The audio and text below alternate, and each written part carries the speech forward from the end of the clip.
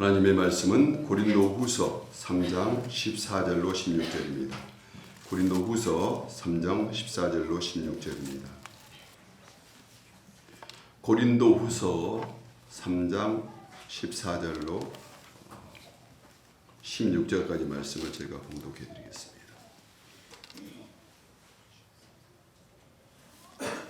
그러나 그들의 마음이 완고하여 오늘까지도 구약을 읽을 때 그 수건이 벗겨지지 아니하고 있으니 그 수건은 그리스도 안에서 없어질 것이라. 오늘까지 모세의 글을 읽을 때 수건이 그 마음을 덮었도다. 그러나 언제든지 주께로 돌아가면 그 수건이 벗겨지리라. 아멘. 할렐루야. 우리 옆에 분들과 인사하겠습니다. 반갑습니다. 반갑습니다.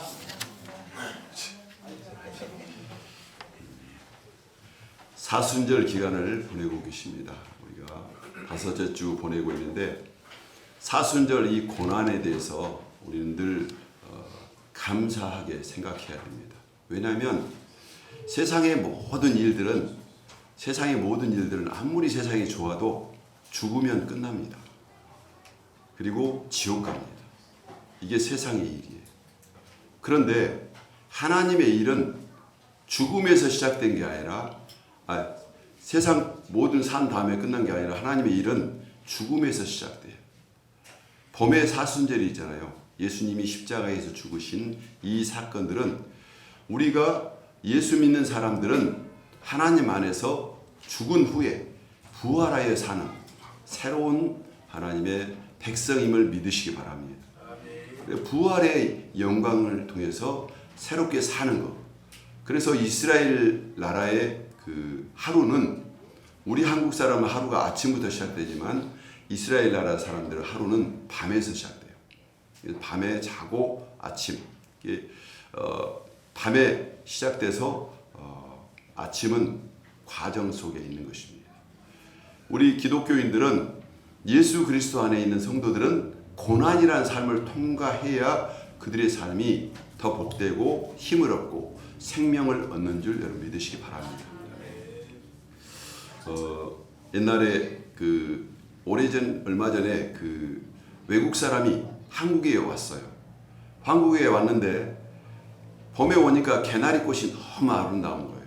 그래서 이 사람이 개나리꽃을 자기 나라에 가지고 와서 심었습니다.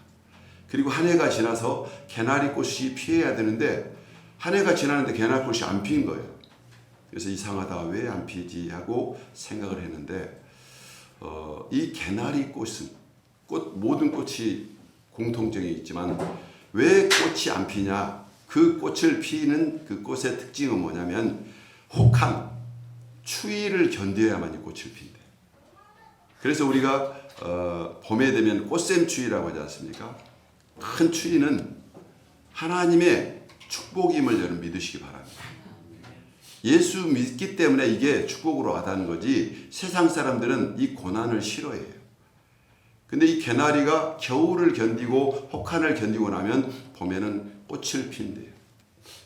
이게 저는 이 얘기를 들으면서 이 얘기를 읽으면서 이게 인생과 많이 닮아 있구나. 우리 인생이 그냥 왜 하나님께서 인생에 고난 없이 고속도로처럼 이렇게 반듯하게 가도록 창조하시지 이렇게 어려움도 주고 고난을 주실까? 조금은 내심적으로 불평이 좀 있었던 것 같아요. 그런데 이 고난이 예수 그리스도 안에서 하나님 안에서 복이라는 사실을 깨닫고 하나님이 하시는 것은 반드시 우리에게 필요하고 꼭 필요한 일이구나 하는 것을 깨닫게 되었습니다. 여러분, 혹한 그 고난을 통하지 않고는 꽃이 피지 않는 것처럼 우리 인생에 어려운 이 과정이 분명히 있는데 이것을 통과하지 않고는 결코 우리는 편안하고 안정된 삶을 누릴 수가 없습니다. 그래서 왜 그러냐면 원래 하나님이 우리 인간을 향해서 실험은 아니지만 아담과 하와가 근심 걱정 없이 하나님이 아담을 진흙으로 만드시고 에덴 동산에 놓았어요. 에덴 동산에 모든 먹을 것이 있고 아름다운 것을 이렇게 얻을 수 있는 그런 공간을 만들어 놨기 때문에 아담과 하와는 즐겁게 뛰어놀았는데, 근데 그들이 그 좋은 상황 속에서도 이 마귀의 유혹을 받아서 선악과를 따서 먹었습니다. 아담과 하와는 하나님이 자유의지를 주어서 마음껏 하도록 했고, 그리고 한 가지 조건, 선악과 따먹지 마라 이렇게 했는데, 그걸 자기 자유의지를 잘못 사용해가지고 결국에는 그것을 통해서 죄를 범하는 인생을 겪었다는 거예요. 창세기 이 이야기는 동화 얘기가 아닙니다. 우리 인간의 속성을 적나라하게 보여주는 거예요. 하나님이 우리에게 자유의지를 주고 자유롭게 살게 하신 것이 과연 인간에게 복이냐? 그게 아닙니다. 왜냐하면 사람은 그 자유의지, 그 좋은 것을 좋은 쪽으로 쓰는 것보다는 안 좋은 쪽으로 쓰는 데 특화되어 있어요. 그래서 우리가 매 순간마다 예수 그리스도를 통해서 믿음으로 성령님이 붙들어 주지 않으면 우리는 안 좋은 쪽으로 갈 수밖에 없는 죄성, 이런 고질적인 마음이, 이 고장난 마음이 우리에게 있는 것입니다. 그래서 이런 마음이 있을 때 이걸 고치는 방법이 뭐냐? 고난에 집어넣어 가지고 고난 속에서 인내하고 견디면서 하나님의 도우심으로 극복해 날 때 비로소 아름다운 꽃을 피게 되는 줄 믿으시기 바랍니다. 저와 여러분이 당하는 이 모든 고난이 하나님의 은혜 가운데 은혜로 믿어지시기를 주님의 이름으로 축원합니다. 그래서 우리는 이 고난을 당할 때마다 고난을 싫어할 것이 아니라 이 고난이 나에게 하는 말이다. 그리고 이 고난을 이기는 방법, 두 번째 방법은 뭐냐면 창조주 하나님을 두려워하는 것입니다.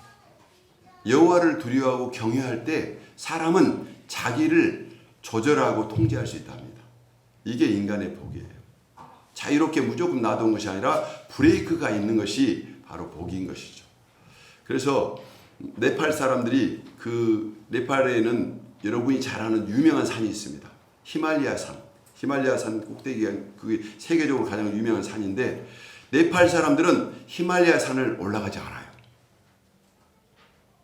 세계 다른 사람들은 히말라야 산을 정복하려고 노력하는데 그들은 절대 히말라야 산을 올라가지 않아요.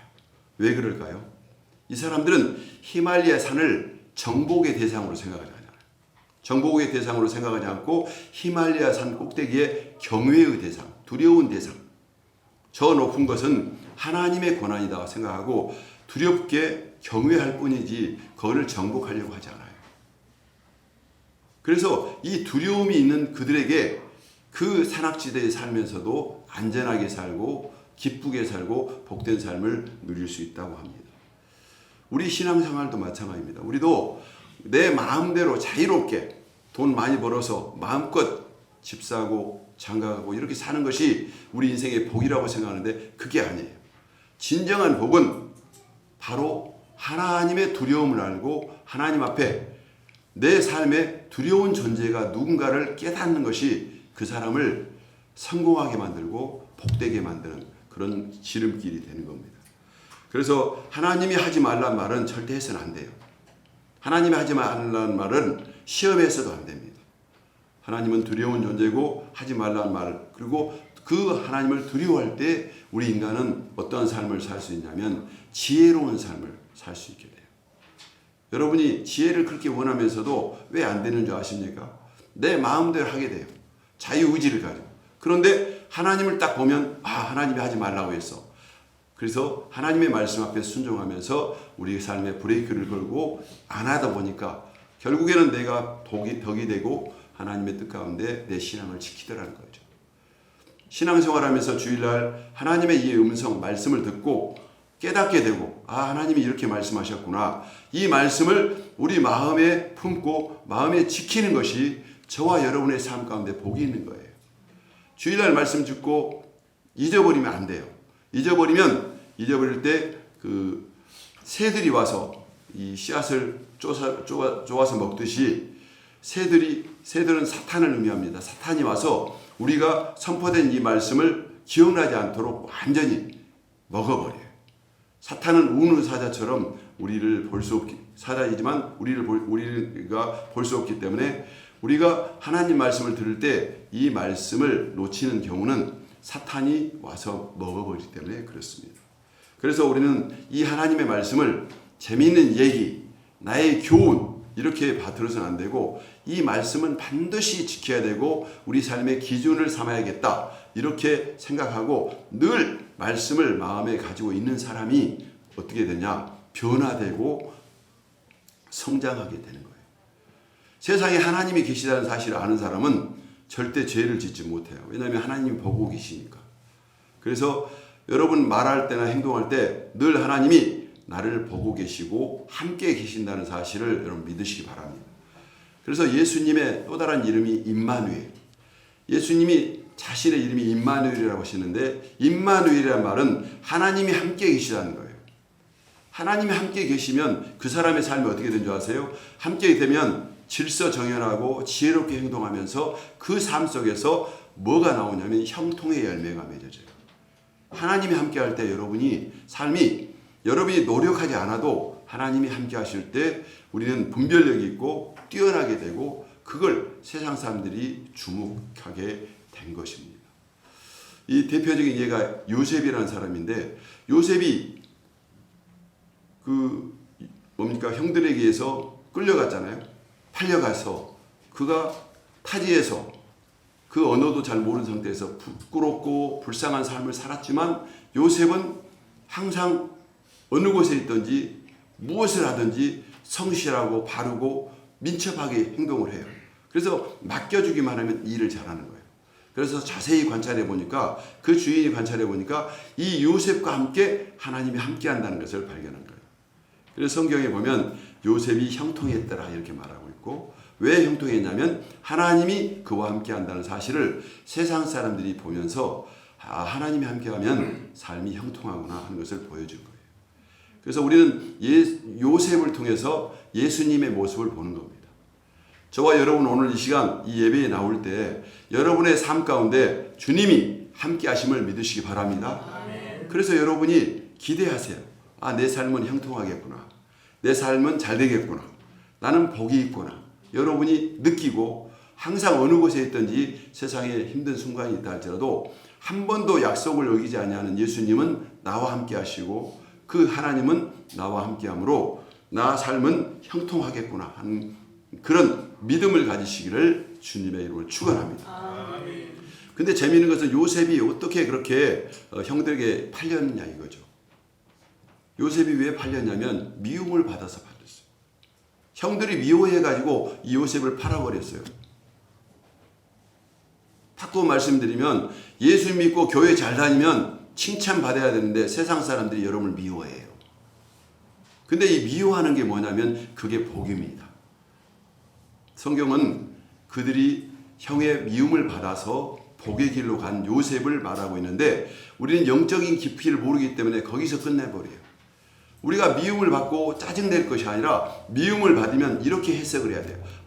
요셉이 미움을 받음으로 국무총리가 됐어. 나는 복 있는 사람이구나. 복이라는 게 이런 거구나. 복이라는 건 좋은 게 아니라 미움도 되고 힘든 상황이지만 믿음을 가지고 인내하면 하나님의 때가 되면 잘 되는 거구나. 이게 복이라는 거예요. 그런데 이 복은 시편 1편의 그 복에 대해서 자세하게 설명해 주고 있습니다. 복 있는 사람은 악인의 길을 쫓지 아니하며 죄인의 길에 서지 아니하며 오만한 자리에 앉지 아니하고 이렇게 했습니다. 이 복 있는 사람이 어떤 사람이냐? 히브리 말로 에셀이라는 그 뜻이 복입니다. 이 복 있는 사람은 복을 가지고 있는 사람, 복이 있는 존재를 말하는데 이 에셀이라는 복은 복이 있는 실질적인 주체. 이 시편만 가지고는 누가 주체인지 몰라요. 근데 이 복이 있는 사람을 궁극적으로 성경은 전체 해석을 해보면 복이 있는 사람이 누구냐? 바로 예수 그리스도임을 믿으시기 바랍니다. 우리가 늘 복을 받기를 원하는데 원하지만 누구에게 복을 받을지를 몰라요. 막연히 하나님이 복을 줄 것이다 이렇게 생각하는데 성경은 여러 군데 하나님이 복을 주는 주체고 하나님과 함께하는 사람이 복을 받았고 하나님을 위해서 일하는 모든 사람이 복을 받았다는 것을 여러분 믿으시기 바랍니다. 오늘 이 자리에 여러분 오신 이유는 예수님께 예배하러 오셨잖아요. 예수님께 예배하러 왔다면 여러분 복을 받으러 온 거예요. 예수님이 복의 주체거든요. 에셀이란 말입니다. 그분이 함께하는 것에 같이 있는 것이 복이 있고 그분이 원하는 일을 하는 것도 복이 있고 그분과 함께 있을 때 복 있는 삶입니다. 그래서 이 성전은 예수님이 피를 흘려서 피를 뿌려서 만든 예수님의 몸이기 때문에 이 몸과 함께 있을 때 우리는 항상 복 있는 존재인 줄 여러분 믿으시기 바랍니다. 노아의 방주 속에 들어있는 사람이 복이 있고 노아의 방주에 밖에 있는 사람은 저주받은 사람이에요. 홍수가 일어났는데 방주가 있어서 안에서 편안히 있는 사람은 복을 받은 거예요. 노아의 방주는 교회를 상징합니다. 오늘 교회 안에 있는 저와 여러분은 하나님의 복을 받은 줄 믿으시기 바랍니다. 아멘. 여러분이 이런 말을 듣고 이런 소리를 듣고 이것이 아멘이 됐을 때 이게 하나님이 지금 종을 통해서 하나님 말씀한 거예요. 이게 깨달아지지 않으면 세상에서 답답해서 못 살아요. 내가 세상에 살면서 복을 받기를 원하는데 어디 가서 받을지도 모르고 또 어떤 것이 복인지 모르잖아요. 근데 지금 제가 설명하고 선포하는 이 소리가 하나님의 음성이고 하나님인 줄 믿으시기 바랍니다. 여러분 아멘 하셨잖아요. 아멘 하는 순간 여러분 마음에 믿었고 심었기 때문에 여러분의 삶에는 요셉처럼 형통함이 이루어지고 어떤 미움을 받아도 짜증내지 않고 견뎌내고 하나님의 때까지 기다리는 그런 복된 인생이 된 줄 믿으시기 바랍니다. 이 사실을 많은 사람들이 몰라요. 그리고 세상 사람들은 열심히 노력해서 먹고 살다가 죽으면 끝난다고 생각해요. 여러분 죽으면 끝나지 않아요. 하나님은 어떤 분이냐면 하나님의 영이시군요. 영. 영이고 빛이고 말씀이에요. 영이란 말은 무슨 말이냐면 영원히 사는 존재라는 거예요. 하나님이 인간을 만들 때 영적인 존재로 만들었어요. 그래서 여러분이 세상에서 열심히 살다가 죽어버리면 끝난 게 아니라 영원히 사는데 문제는 뭐냐? 세상에서 예수를 안 믿으면 지옥 간다는 거예요. 지옥은 살벌한 곳입니다. 계속 불이 타고 있고 거기서 죽으려고 해도 안 죽고 지옥에서 죽으려고 애를 썼는데 안 죽으니까 지옥에 간 사람들이 너무 고통스러워가지고 죽으려고 자살하려고 자기 혀를 깨물어요. 이게 성경에 나와 있어요. 혀를 깨물어. 왜 혀를 깨물냐면 너무 고통스러우니까. 차라리 이 고통보다는 죽는 게 낫다고 죽었는데 안 죽는 거예요. 여러분 사람이 죽고 싶은데 못 죽는다는 것은 진짜 이건 답이 없는 것이고 그것도 하룻밤만 그렇게 하면 좋은데 영원히 그렇다는 거예요. 예수님을 믿는다는 것은 지옥을 안 갈 수 있는 기회를 얻는 거예요. 지금까지 여러분이 예수님을 안 믿었다면 우리도 지옥을 갈 수밖에 없어요. 왜냐하면 인간이 율법으로 노력을 해왔거든요. 열심히 노력을 해봤는데 한 사람도 합격한 사람이 없어. 예를 들면 성경에서 보여주잖아요. 출애굽 사건 때 이스라엘 백성들이 200만 명이 광야에서 38년 동안 그들이 헤매고 있었습니다. 38년 동안 헤매는데 그 중에서 가나안 땅에 들어간 어른이 2명밖에 없었어요. 그들의 노력으로는 가나안 땅에 들어갈 수 없었던 거죠. 그렇다면 누가 들어가느냐? 그때 20세 이하 좌우를 분별하지 못하는 앞뒤도 모르고 좌우를 분별하지 못한 어린이들은 그들은 들어갔어요. 왜 그랬냐면 하나님의 나라에 들어가려면 행동이 아니라 믿음으로 들어가니까. 어린이들은 아무것도 모르니까 하나님께서 믿음으로 가나안 땅에 들어가게 한 거예요. 그래 어른들은 말씀을 알고 하나님을 알잖아요. 믿어서 들어가야 되는데 믿음으로는 성공한 사람이 2사람밖에 안 됐다니까요. 바꿔 말씀드리면 오늘 교회 열심히 잘 나오고 여러분이 믿음 생활 잘해도 내가 가나안 땅에 들어갈 만한 믿음이 부족하다는 거예요. 이걸 아셔야 돼요. 그래서 오늘은 어떠한 날이냐면 이 부족한 믿음을 우리가 하나님의 말씀으로 바르게 수정하고 천국을 갈 수 있는 마지막 기회가 바로 오늘 예배 자리인 줄 믿으시기 바랍니다.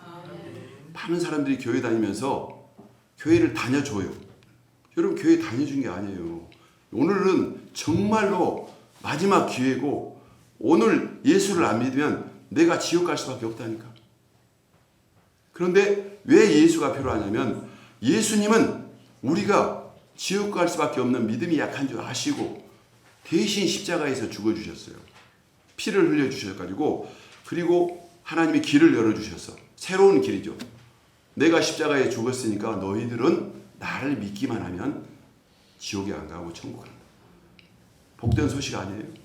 우리가 그렇게 노력했는데 안 됐어. 근데 예수님만 믿었는데 천국 간다는 거예요. 이거 대박 아닙니까? 그래서 예수님을 놓치면 우리는 전부를 놓쳐버린 거예요. 오늘 예수님이 누구냐면 바로 에스테르, 그 복의 주체예요. 그러니까 예수님 때문에 천국 가는 길이 열렸잖아요. 예수님이 다리가 되고 길이 된 것처럼, 예수님 때문에 우리가 편안하게 천국 가는 것처럼, 세상에서도 예수님 때문에 예배드리고 예수님의 이름으로 살면 복을 받는다는 거예요. 누구에게? 그 예수님을 통해서 복을 받는 거예요. 그렇다면 예수님이 누군가? 창세기에 보니까 이분이 영이고 빛이고 말씀이라는 거예요. 오늘날 이 영적인 영의 하나님의 영을 받은 저와 여러분이 오늘만 사는 것이 아니라 우리는 영원히 살아요. 그래서 여러분, 연세가 듣고 나이가 들었다고 실망하지 마세요. 여러분, 이 세상의 끝이 아니고 영원히 살기 때문에 아무리 이 세상에서 큰 일을 안 이루었어도 예수 안에 오늘이 기회가 되고 인생 가운데 위대한 일을 할 수 있는 충분한 시간이 있는 줄 여러분 믿으시기 바랍니다. 우리 젊은이도 마찬가지예요. 여러분, 영원히 살 거예요. 여러분, 청소년들 요새 많은 죄를 짓잖아요. 혼자 죄도 많이 짓고 방황하잖아요. 실망하지 마세요. 내 인생이 이제 끝났나 보다 이렇게 생각하지 마시고, 우린 영원히 사니까 오늘 예수 믿고 다시 회개하면 여러분은 대단한 인생을 살 수 있는 거예요. 오늘 이 말씀을 듣는 것은 여러분의 특별한 은혜고 기회입니다. 우리가 이 말씀을 못 들으면 성경을 잘못 해석해가지고 열심히 일을 하고 열심히 교회 봉사하고 열심히 살아야만이 천국 가는 거다, 이렇게 율법적으로 해석해가지고 인생이 고달파요. 인생이 고달픈 게 아니고, 여러분 기억하세요. 에셀이란 복은 뭐냐? 두 번째, 세상의 복도 받고 죽어서 천국의 복까지 받는 게 바로 에스텔의 복입니다. 이 두 가지를 동시에 줄 수 있는 유일한 분이 예수라는 거예요. 예수님은 살아있을 때도 구원 주셨지만 천국 가서도 또 하늘의 복까지 주시는 두 가지 쌍으로 주신 분이 바로 예수님이세요. 그래서 요셉이라는 이름의 뜻이 뭐냐? 더해 주시는 분이다. 더하기 플러스. 여러분이 왜 세상에서 교회 다녀야 돼요? 세상에서도 복을 받고 이것으로는 부족하니까 하늘의 복까지 더해 주신 예수를 믿는 줄 믿으시기 바랍니다. 오늘 이 비밀을 깨닫고 여러분이 살면은 세상에서는 좀 가난했어. 괜찮아요. 천국 가면 하나님이 더 큰, 가난한 것보다 더 엄청난 것을 주시기 때문에 천국을 바라보면서 세상 사람들이 보다는 적지만 예수님을 높이고 그분과 함께 있으면 그 세상 사람들은 부귀영화를 누리며 다 정말 즐거워하지만 지옥 가서 부자가 지옥에서 나사로를 보면서 껄껄하고 있잖아요. 그때 예수 믿을 걸. 그때 나사로가 거지지만 그 나사로처럼 살 걸, 이렇게 얘기하는 장면이 성경에 누가복음에 나와 있어요. 그래서 이 부자가 정말 피 터지는 마음으로 하나님께 호소합니다. 하나님, 내가 지옥에 와보니까 너무 뜨겁고 힘들어요. 우리 가족들 아직 안 죽었는데 그들에게 복음을 전할 수 있도록 나를 한 번만 좀 보내달라. 이렇게 말합니다. 그때 하나님이 성경에 뭐라고 하시냐? 세상에 선지자들이 있다. 오늘날 말하면 목사님이 있다. 그 목사님들이 선포하는 이 말씀을 듣지 않고 전도를 받지 않고 그들이 예수를 믿지 않으면 이 세상에 올 길이 없는지라. 얼마나 안타까워요. 근데 우리는 성경을 보면서 지옥에 간 사람의 입장도 보고 지옥에 가지 않으면 예수님이 꼭 필요하구나. 부자는 세상에서 엄청나게 부귀영화를 누렸지만 그게 다 만족이 아니고 이제는 고통이 시작되구나.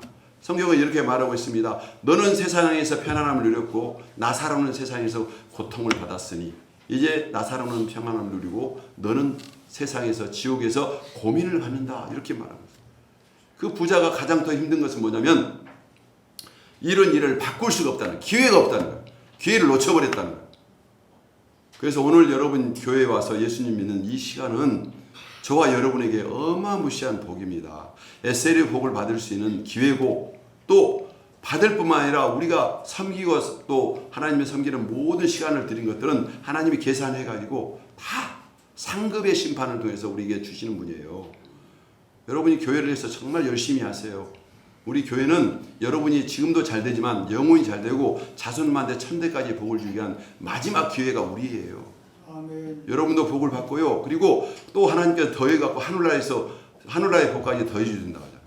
예수 믿으니까. 그래서 세상에 조금 부족하고 가난하고 건강이 안 좋아도 슬퍼하지 말고 조금만 인내하세요. 요셉이 인내했더니 어떻게 됐습니까? 그 감옥에 있다가 국무총리가 돼가지고 전 세계를 다스리잖아요. 그 당시 애굽을 다스린다는 것은 전 세계를 다스리는 것과 똑같아요. 그 당시 애굽은 오늘날 미국과 똑같아요. 전 세계에 영향을 미치는. 그래서 애굽에서 창고지기가 돼가지고 모든 세상은 다 가난해가지고 먹을 것이 없어 막 굶어 죽고 있는데 애굽에는 곡식이 풍성히 있어가지고 그들에게 나눠주고 있잖아요. 베풀고 있잖아요. 예전에 자기를 팔았던 형들은 쫄딱 굶어가지고 거지가 돼가지고 양식 사러 왔는데 자기는 권세 앞에 와가지고 형들을 알아보고 형들은 몰라. 여러분이 그렇다는 거예요. 여러분의 미래가 바로 요셉의 모습인 거예요. 그게 노력으로 됐습니까? 고난 가운데 인내하다 보니까 하나님이 높여주니까 그렇게 된 줄 믿으시기 바랍니다. 우리가 하나님의 복음을 잘 받아들이면 생각만 해도 기분이 좋고 생각만 해도 웃음이 나요. 내가 예수님을 알았다니 너무너무 감사하고, 그리고 예수님 때문에 이 세상에 어떠한 낮은 위치에서도 기회가 주어진 거예요. 그래서 오늘 그 에스겔의 축복이 저와 여러분에게 넘치시기를 주님의 이름으로 축원합니다. 아멘. 그래서 하나님은 영이라고 했습니다. 영이란 말은 영원히 사는 존재이고, 또 하나는 영이라는 말은 무슨 말이냐면 대화가 통한다는 거예요. 지금 여러분 순식간에 핸드폰 다 끄집어내가지고 불에다 넣어보세요. 여러분은 완전 멘붕이 올 겁니다. 통신도 안 되고. 근데 휴대폰이 왜 중요해요? 모든 사람과 통신하고 교통하니까 휴대폰의 중요성을 알잖아요. 영적인 존재는 영이 있는 사람은 하나님의 말씀을 들을 수 있고 영적으로 교통할 수 있는, 휴대폰보다 더 좋은 참으로 기도라는 무기를 갖고 있기 때문에 영적인 존재는요, 답답할 때 항상 하나님께 물어볼 수 있고 여쭤볼 수 있고 간구하는 것을 하나님이 들어주는, 우리 아버지가 바로 하나님이라는 사실을 삶 속에서 누릴 수 있는 게 영적인 존재예요. 동물은 영이 없습니다. 그래서 동물은 말입니다, 잡아먹히기 위해서 만들어진 이성 없는 짐승입니다. 그래서 동물들은 네 발로 기어다니잖아요. 네 발로 기어다니다가 사람 말 안 들으면, 네 발로 기어다니니까 사람 말 안 들으면 사람들이 이 몽둥이로 허리를 때려요. 그러면 동물들은 도망가요. 아무리 사자도 사람이 서서 이렇게 큰 막대기로 등을 때리면 걔들은 도망가요. 사람을 이길 수가 없어. 사람은 근데 머리를 탁 서가지고 영적인 존재니까 하나님과 교통이 있기 때문에 사람은 무기가 없어도 하나님이 보호하시니까 이길 수 있어요. 네 발로 기어다니는 그 짐승들은 보이지 않는 사탄을 상징합니다. 사탄을 우는 사자라고 하잖아요. 여러분, 우는 사자처럼 네 발로 기어다니면서 보이지 않는 존재로 여러분을 예수 믿는 곳에서 뛰어내게 하기 위해서 모든 술수를 쓰는 게 사탄입니다. 사탄은 한마디로 말하면 거짓말장이고, 사탄은 우리를 위협해요. 그리고 사탄은 예수 믿는 사람을 절대 해코자 할 수 없는 존재가 사탄입니다. 그런데 문제는 우리 속에, 인간의 육적인 속에 그 상처라든가 연약한 부분들을 꼬셔가지고 그것이 넘어지도록 유도하면서 고도의 머리를 쓰는 놈들이 바로 사탄이에요. 여러분들이 사탄을 이길 수 없어요. 예수님을 믿고 성령님이 도와주시고 지혜를 주셔야만이 이길 수 있기 때문에 오늘 제가 이 사탄을 이기고 또 우리의 복을 유지하고 신앙생활을 잘하고 영원한 세계까지 정말 모든 것을 섭렵할 수 있는 그 핵심이 뭐냐? 한 가지만 고르라면 바로 예수 그리스도입니다. 한번 따라서 해보시기 바랍니다. 예수 그리스도. 예수 그리스도. 예수 그리스도. 예수 그리스도. 예수란 말은 뜻은 구원자라는 뜻이에요. 구원. 나를 세상의 죄에서 구원한 분이 예수님이라는 뜻이고, 두 번째 그리스도는 나의 왕, 선지자, 제사장. 그러니까 우리는 예수님을 대할 때 친구처럼 대하면 안 돼요. 예수님이 그리스도잖아요. 그리스도니까 왕처럼 섬겨야 돼요. 왕 앞에는 최고로 사랑받는 방법이 뭐냐? 충성하는 것이고, 왕 앞에는 그분 앞에 신실하게 그 말을 잘 듣는 게 왕 앞에 정말 복을 받는 방법입니다. 여러분 다른 거 잘하지 마시고 하나님의 말씀을 잘 지키세요. 이것이 뭐냐? 하나님을 사랑하는 증거입니다. 하나님을 사랑하는 게 뭔가? 하나님의 율법인 이 말씀을 듣고 잊어버리지 않고 이 말씀을 지키고, 그리고 이 말씀 때문에 우리가 행동이 바뀌는 거, 이게 하나님의 사랑받는 방법이에요. 오늘 이 시간 여러분 하나님의 말씀을 늘 마음에 기억해가지고 나는 하나님 앞에 예수님의 이름으로 구원받고 천국 가고 하나님의 백성으로서 영원히 잘 살기를 원한다면 우리는 어디에 신경 써야 되냐면 하나님의 음성, 하나님의 말씀, 율법, 이 말씀이 뭔가를 들어야 돼요. 그래서 하나님의 말씀을 늘 듣고 마음에다 기억해야 돼요. 말씀이 마음에 있지 않는 말씀은 흘러가는 물과 같아요. 떨어지는 물이 물레방아를 돌리듯이 여러분이 지금 기억하고 있는 이 말씀만이 여러분에게 영향을 미쳐요. 말씀을 기준으로 우리가 회개할 수도 있고, 말씀이 또 어떻게 하냐, 이 말씀이 하나님이기 때문에 하나님은 어떠한 분이냐면 구약에 보니까 감찰하신 분이라. 하나님이 우리를 감시하고 감찰하는 데 감시하는 거예요. 여러분의 마음속, 우리는 인간은 몰라요. 근데 하나님이 다 보고 계셔. 네가 진짜 하나님을 사랑해서 왔는지, 이익을 위해서 왔는지 감찰하신 하나님. 그분은 엑스레이보다 더 정확합니다. 우리 뼛속 깊은 데까지도 통찰 쫙 봐가지고 엑스레이보다 MRI보다 정확한 분이 하나님이세요. 그래서 우리는 하나님 앞에 아예 거짓말처럼 생각하지 말고 솔직한 게 좋아요. 하나님 죄송해요. 잘못했어요. 이게 하나님께 정답이지 아니거든요. 이러면 이미 하나님은 아신 거예요. 또 하나님은 나의 왕이기 때문에, 왕은 어떤 권세가 있냐면 지금 이 순간에도 목을 날려버릴 수 있는 분이 하나님이세요. 저 악한 자를 어두운 데 보내! 그러면 묶여가지고 지옥에 가게 하는 분이 하나님이세요. 그러니까 하나님께서 이렇게 말씀하셨죠. 몸과 마음, 영혼을 지옥에 보낼 자를 두려워하라는 거예요. 여러분이 지금까지 신앙생활 잘하고 계시잖아요. 그러나 하나님 앞에 복을 받아야 되잖아요. 이 복을 죽어서 받겠습니까? 살아서도 예수님을 이름으로 여러분의 삶이 복되고, 문제는 이 복을 어떻게 받을지를 몰랐다는 거죠. 기억하세요? 우리가 예수 믿으면 영혼이 구원받아요. 영은 구원받는데 우리 육은 그대로 있어요. 여러분의 속에 딱 열어보면 꼬라지, 성격, 짜증내는 거 다 있어요. 이거 드러나면 복을 발로 차는 것과 똑같아요. 이것들을 끄집어내서 회개하고 하나님께 치유받고, 그리고 언제 이 몸이 회복이 되냐, 예수님이 재림에 하셔서 영광스러운 부활 모습에 오실 때 우리도 이 몸이 그 부활의 몸으로 변화됐을 때 그때 끝나는 거예요. 예수 믿었다고 천국이 보장되는 것이 아니라 그 주님이 오시기 전까지 우리가 죄를 범하면 저와 여러분도 지옥 갈 수 있기 때문에 매일매일 말씀으로 여러분을 점검하고, 또 그 말씀대로 못 살았으면 회개하고, 또 말씀대로 기도하고, 내 자신을 관리해도 시간이 부족해요. 그만큼 우리 몸과 마음 속에는 다른 죄가 있습니다. 짜증내죠. 또 남들을 미워하죠. 미움받죠. 그리고 성질나면 교회 안 오죠. 여러분 왜 그러세요? 오고 안 오는 문제 엄청 중요한데, 아무리 안 좋아도 일단은 교회에 오셔요. 집에서 싸움을 해도 일단 교회에 오셔서 회개하고, 교회에 와서 하나님 앞에 해결이 되는 거지 인간의 방법으로는 해결할 수가 없어요. 또 여러분 능력이 없잖아요. 부족하잖아요. 힘도 없잖아요. 지식도 없잖아요. 그러면 영적인 하나님께 구해서 지혜를 하나님께 구해야 되는데 왜 기도를 안 하십니까? 기도하셔야 돼요. 교회 오셔서 기도하고 내가 부족한 것 하나님 앞에 달라고 말씀드리고, 그리고 내가 잘못한 것 계속 회개를 해야 돼요. 근데 재미있는 것은 하나님께 내 죄를 회개했잖아요. 내가 죄를 회개했는데 하나님은 회개를 받으시고 좋으신 성령님을 주셔. 죄를 장작 삼아가지고 성령을 주셔가지고 회개하면 수지마다.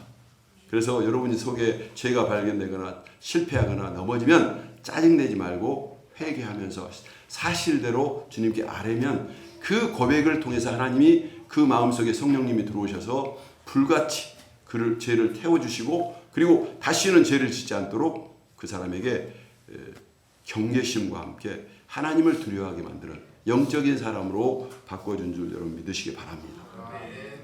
조금 전에도 말씀드렸죠. 하나님의 두려움을 알아야 됩니다. 하나님은 우리를 지옥에 보낼 수도 있고, 우리가 잘못하면 심판하는 심판의 보좌에 앉아서 매일 심판을 준비하고 있어요. 우리의 언어나 모든 것을, 예전에는 녹음기로 녹음했지만 오늘날은 CCTV로 촬영해가지고 보좌 앞에 있으면 여러분의 행동, 의도, 심지어는 하나님은 마음속까지 알기 때문에 전부 프로그램을 대조해가지고 네가 정말 예수를 잘 믿었는가 적나라하게 드러나는 게 바로 보좌 앞입니다. 심판 앞에. 거기에는 벌거벗은 것처럼 다 드러나야 된다고 성경은 말씀하고 있습니다.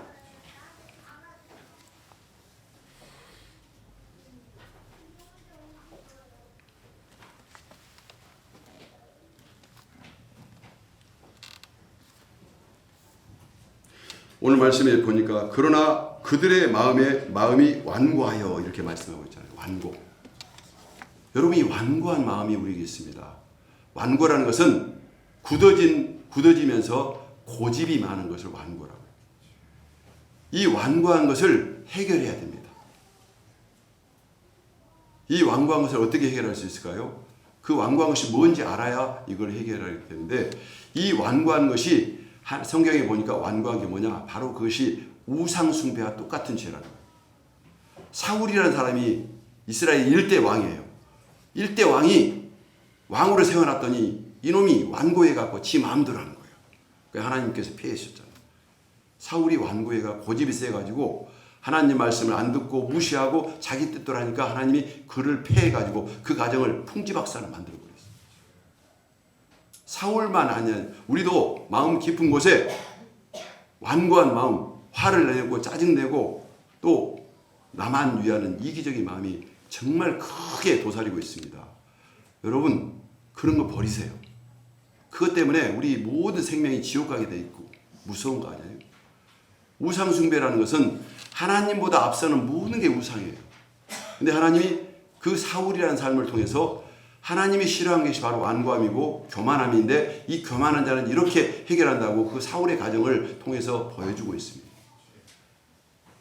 우리는 이 심판하시는 하나님을 두렵게 생각해야 돼. 늘 하나님 앞에 두려운 마음을 가지고 나도 그런 쪽에 들어가지 않도록 늘 조심하고 내가 하는 행동을 반성하고 말씀대로 살려고 애를 쓰는 게 여러분의 삶이 날마다 그렇게 될 때 우리는 완고한 모든 것들을 극복할 뿐만 아니라 여러분이 그를 통해서 복을 받을 줄 여러분 믿으시기 바랍니다. 그리고 또 하나는 모세가 어느 날 시내산에 올라갔어요. 그래서 사람들이 모세가 시내산에 올라갔는데 기다리는데 한 달이 걸려도 안 내려오는 거예요. 먹을 것도 없는데. 근데 모세가 40일 만에 내려왔어요. 산 꼭대기에서. 내려왔는데 보니까 얼굴이 너무 광채가 나는 거예요. 그러니까 사람들이 얼굴을 제대로 못 봐. 그러니까 막 피하니까 모세가 그들에게 편안하게 자기를 볼 수 있도록 얼굴에다 수건을 써가지고 수건을 딱 가려요. 그리고 이제 이스라엘 백성과 대화를 나누는데 이 수건이 문제입니다. 수건을 가리니까 광채가 안 보이잖아. 그래서 이 수건이 가려진 것처럼 세상 사람들이 하나님을 제대로 모르니까 자기 생각대로 율법대로 또 자기의 그 생각과 이성으로 삶을 살면서 자기 속에내 오른 대로 사는 거예요. 그래서 하나님께서 신약에 와서 어떻게 했느냐. 오늘 본문의 말씀 보니까 이 수건이 어떻게 벗어지냐. 이 수건이 벗어진 방법은 그리스도에게 나올 때 벗어집니다. 여러분 예수 그리스도가 누구예요? 교회잖아요. 여기 지금 교회에 나오면 우리가 하나님의 영광 광채를 직접 눈으로 보는 것처럼 이 말씀이 하나님의 음성이고 이 말씀이 저와 여러분에게 영혼을 살리는 정말 보배로운 하나님의 음성이라는 것을 말씀해 주고 있어요. 그리스도 안에 와서 예수님의 이름으로 회개하고 주의 말씀을 들을 때 우리는 하나님의 영광이 드러납니다. 여러분 하나님의 영광이라는 말은 무슨 말이냐면 하나님이 우리와 함께 하심으로 우리를 요셉처럼 승리하고 형통한 삶을 주신다는 거예요. 그동안 몰랐으니까 우리가 막 자기 뜻대로 살았지만 하나님이 함께 하시는 사실을 인정하고 예수님이 그분이구나. 예수님이 인간으로 오신 것만 해도 대단한 일이에요. 하나님은 크신 분인데 너무너무 크신 분인데 인간의 모습으로 오셔서 우리는 하나님이 어떻게 생긴지도 모르지만 예수님을 통해서 추정해 볼 수 있습니다. 예수 그리스도가 하나님의 모습의 형상이에요. 또 우리는 인간은 하나님의 형상을 보고 닮았습니다.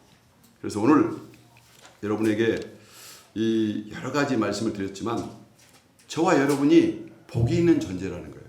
내가 복이 있는 존재가 아니라 복이 있는 분을 마음에 모셨으니까 예수님이 복이 있는 존재 에셀이라는 사실을 여러분 믿으시기 바랍니다.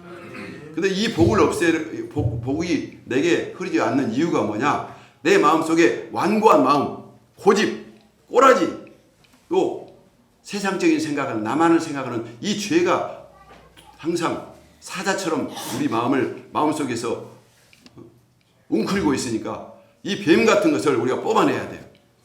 그래서 우리 40분절 기간 동안에요, 금식도 하시고 하나님 앞에, 하나님 이런 모습이 아닙니다, 주님 회개하면서 눈물로 기도하시기를 주님의 이름으로 축원합니다. 40분절 기간은 행사 기간이 아니에요.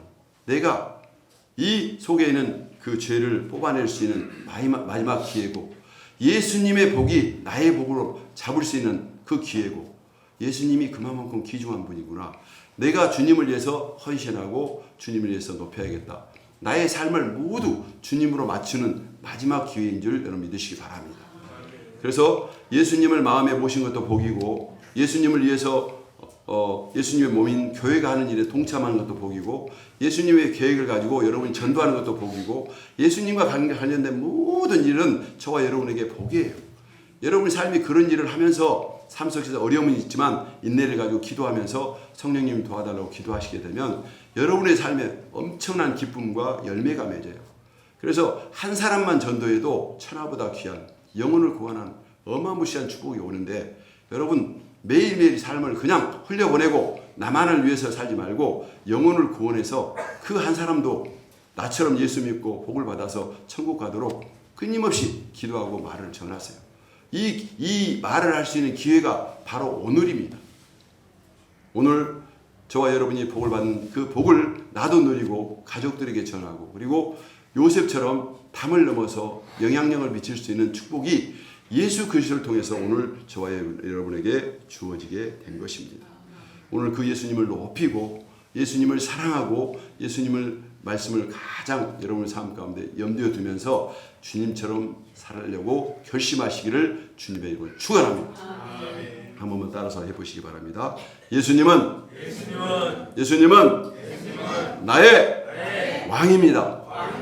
여러분 신앙생활 잘할 필요 없어요. 왕 앞에 충성만 하면 되고, 그분을 위해서 봉사하는 모든 것들은 다 계산되어 가지고 2배로 갑절로 주신 그 주님을 믿고 하루하루 살아갈 때 여러분의 현실뿐만 아니라 미래도 복이 넘칠 줄 믿으시기 바랍니다. 이런 믿음으로 갈 때 여러분의 삶이 더욱더 복되고 밝은 미소가 항상 여러분의 가정에 태양처럼 비춰질 것입니다. 이런 은혜가 넘치시기를 주님의 이름으로 축원합니다. 기도하겠습니다.